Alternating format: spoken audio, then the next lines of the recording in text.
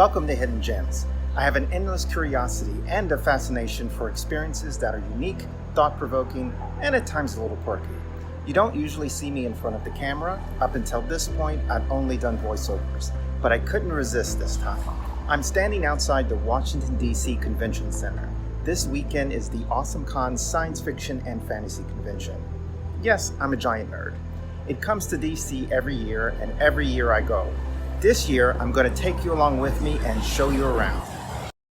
The San Diego and New York Comic-Cons are by far the most well-known of the creator conventions, but Washington, D.C. has one of its own. AwesomeCon debuted at the D.C. Convention Center in 2013. Since then, the annual event has become one of the largest fan conventions on the East Coast. The 2013 event drew about 7,000 attendees, but the 2017 event hosted 70,000. Notice that I tend to call them creator conventions instead of comic conventions because they have evolved to be inclusive to different kinds of fandom, not just comics, but also sci-fi, fantasy, and more. DC's AwesomeCon is even more unique because they have an actual science fair component, but I'll get into more about that later. I attended the full 3 days of the event in 2021. Let me tell you about my experience, and hopefully it will convince you to attend a future DC convention. Just a quick warning, I will reveal potential spoilers for the Star Trek Picard series at the end of the video. I'll give you a heads up in case you want to end the video before that happens. On the first day, I made a beeline to the merchandise and exhibit floor. I bought the VIP ticket, which gives me 30 minutes of early access before it was open to the general public. The show floor has everything, from clothing, gadgets, books, toys, etc. It's really a showcase of what's exciting and what's trending in pop culture.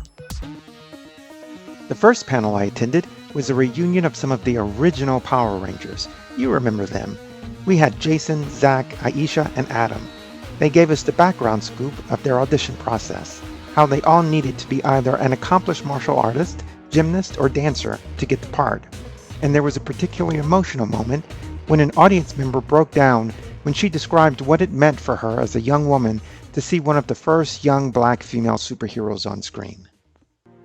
It's no secret that William Shatner is known to be a real ham in front of an audience, and he did not disappoint.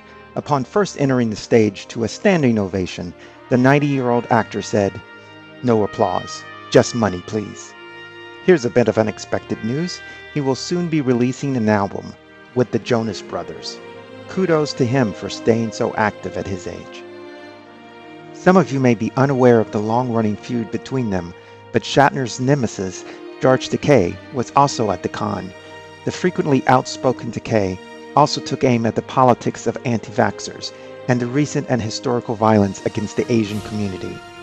In addition to being a beloved pop culture figure, he has a long record of being a champion for civil rights and talked about recently being added to DC's National Portrait Gallery. That in itself is a hidden gem. The convention also held a special celebration of the anniversary of Back to the Future. The two stars, Michael J. Fox and Christopher Lloyd, were on hand. However, it required the purchase of an extra ticket and photography wasn't allowed. The panel triggered wide-ranging emotions. It poked fun at and celebrated its impact on pop culture, such as when everyone who cosplayed as Marty and Doc filled the stage. But it was also inspiring to see Fox struggle but persevere on stage with Parkinson's disease. We didn't just have doubles of Marty and Doc roaming around, but characters of all kinds. They were on full display during the annual Cosplay Costume Contest.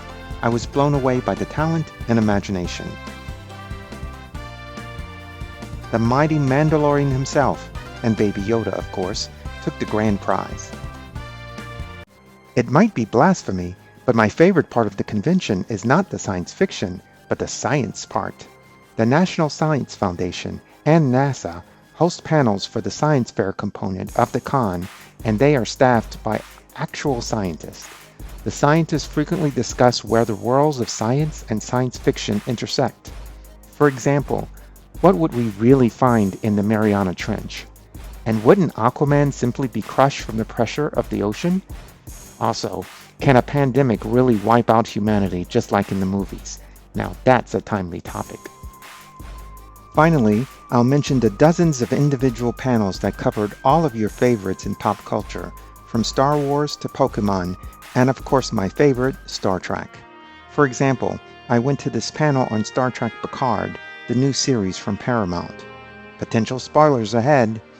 The moderator indicated that he spoke to those in the know and claims that the new season will have Q change the past and show Picard what the Federation would have been like if Picard had never been assimilated by the Borg.